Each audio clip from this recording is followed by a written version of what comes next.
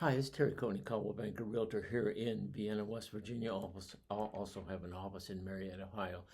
Are you looking at the summer and thinking, boy, it'd be really nice to have a deck on my house? Or if you're looking to buy a house and you want to have a deck as part of it, one of the things that you want to think about in that deck is how is the safety, what kind of safety or hazards are involved in that deck. And if you're going to build a deck, you want to make sure that you build safety into it.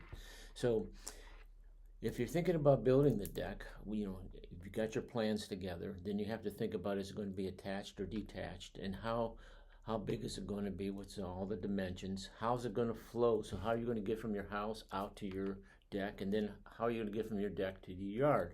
So that's going to involve perhaps handrails, and you want to, if you got any kind of a safety in mind or a hazard in mind, you're going to have to put railing around that deck also.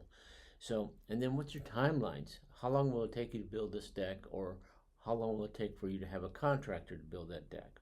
What's it going to cost? Well, it's kind of interesting that there's so many variables in the cost. It could be $6 the material could be $6 a square foot up to 36 or 36 plus, depending on what kind of material you use.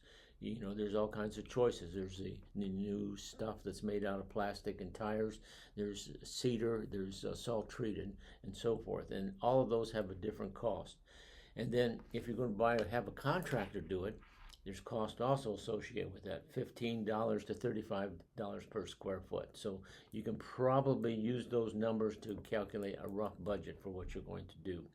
Are you going to need to get a permit? What's involved in getting a permit? In certain places in Wood County and within city limits, it's necessary to get a permit, a building permit to add a deck.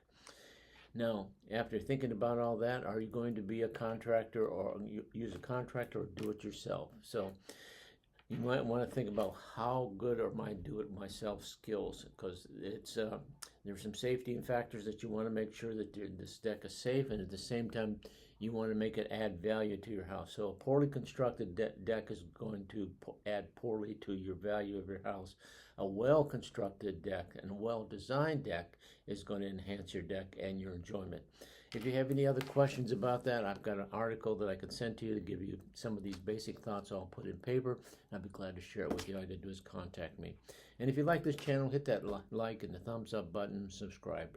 I'd appreciate it. I hope you're having a great day and have a great weekend, and we'll talk with you soon.